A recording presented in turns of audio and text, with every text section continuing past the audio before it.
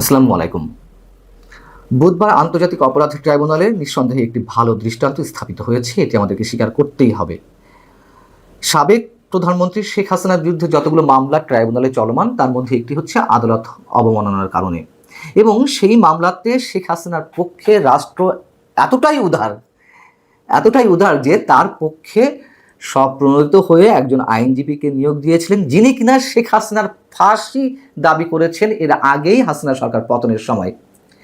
একজন ব্যক্তি আরেকজন ব্যক্তিকে এতটাই ঘৃণা করেন, যার মৃত্যু কামনা করছেন, সেই মৃত্যু কামনাকারী ব্যক্তি ওই ব্যক্তিকে অন্য কোনো বিষয়ে কিভাবে রক্ষা করতে পারেন?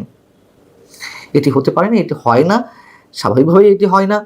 এর সঙ্গে নীতি নৈতিকতার প্রশ্ন জড়িত, পেশাদারিত্বের প্রশ্ন জড়িত, এটি নিঃসন্দেহে কনফ্লিক্ট অফ ইন্টারেস্ট।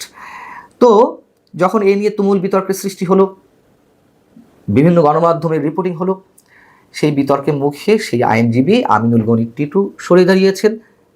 তার স্থানে নিয়োগ দেওয়া হয়েছে আওয়ামীপন্থী আইনজীবী হিসেবে পরিচিত আমির হোসেনকে। তাহলে প্রশ্ন, এই ট্রাইব্যুনালে অ্যাডভোকেট তাজুল ইসলাম কিভাবে চিফ প্রসিকিউটর হিসেবে এখনো কাজ করে যাচ্ছেন? তার ক্ষেত্রে তো অভিযোগ আরও গুরুতর, বিতর্কের জায়গাটি আরও গুরুত্বপূর্ণ। আমি সে বিষয়ে আসছি। অ্যাডভোকেট আমিনুল গনি টিটু যে আবার খুব স্বতঃস্ফূর্তভাবে, খুব সহজেই নিজ থেকে সরে দাঁড়ালেন তা কিন্তু নয়। তার সঙ্গে ট্রাইব্যুনালের বিচারকের যে সফট আর্গুমেন্ট হয়েছে, সেটিও দৃষ্টান্ত হয়ে থাকতে পারে। একেবারে সফটলি হয়েছে সব কিছু। ট্রাইব্যুনালের বিচারক যখন বিচার কাজ শুরু করেন, তখন শুরুতেই তিনি ওই আইনজীবী আমিনুল গনি টিটুর উদ্দেশ্যে মন্তব্য করেন যে, আমরা কিছু অ্যাডভান্স তথ্য পেয়েছি, আপনি এই ক্লায়েন্ট অর্থাৎ শেখ হাসিনা সম্পর্কে সামাজিক যোগাযোগ মাধ্যমে নেতিবাচক মন্তব্য করেছেন, শেখ হাসিনার ফাঁসি চান এমন কথা বলেছেন, বিষয়টি নিয়ে প্রশ্ন উঠেছে। এরপর আর তাকে রিপ্রেজেন্ট করতে পারেন কি না, এটা তো নৈতিকতা প্রশ্ন। তো আইনজীবী গনি সাহেব বলছিলেন যে, স্টেট ডিফেন্স হিসেবে নিয়োগ দেওয়ায় আমি সম্মানিত বোধ করছি, আমি আমার মক্কেলের প্রতিনিধিত্ব করতে চাই, সেজন্য আমি প্রস্তুতিও নিয়ে এসেছি। আমার 36 বছরের পেশাগত জীবনে অসততা নেই। তো শেখ হাসিনার ফাঁসি দাবি করা পোস্ট নিয়ে ট্রাইব্যুনালের জিজ্ঞাসায় আমিনুল গনি এ মন্তব্য করেন যে, এটি তার ব্যক্তিগত বিষয়, এর সঙ্গে পেশাদারিত্বের কোনো সম্পর্ক নেই। এই মামলায় শেখ হাসিনার পক্ষে দাঁড়িয়ে তিনি সততা, নৈতিকতার প্রমাণ দেবেন। কিন্তু ট্রাইব্যুনালের বিচারক বললেন, ন্যায় বিচারের প্রশ্নে আপনি এমনটা করতে পারেন না।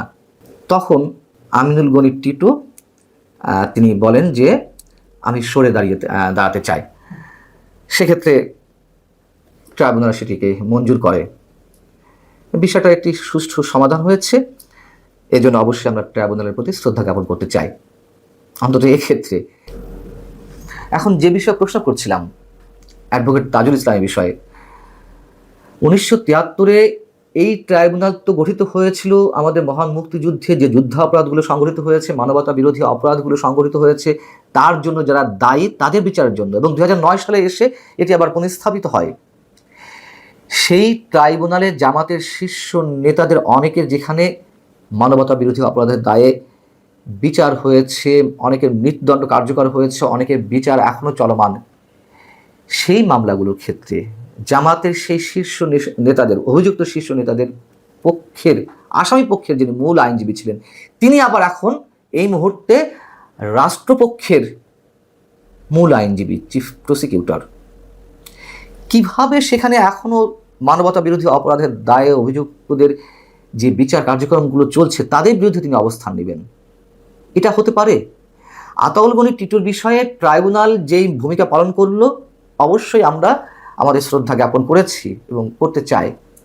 কিন্তু এই বিষয়টির কারণে নিষ্পত্তি হয় না। এই বিতর্কটি তো অনেক অনেক আগে থেকেই শুরু হয়েছে, কিন্তু সেই বিষয়টির ক্ষেত্রে রাষ্ট্র একেবারেই নির্বাক। এবং সেই ট্রাইব্যুনালেই শেখ হাসিনার বিচার হচ্ছে।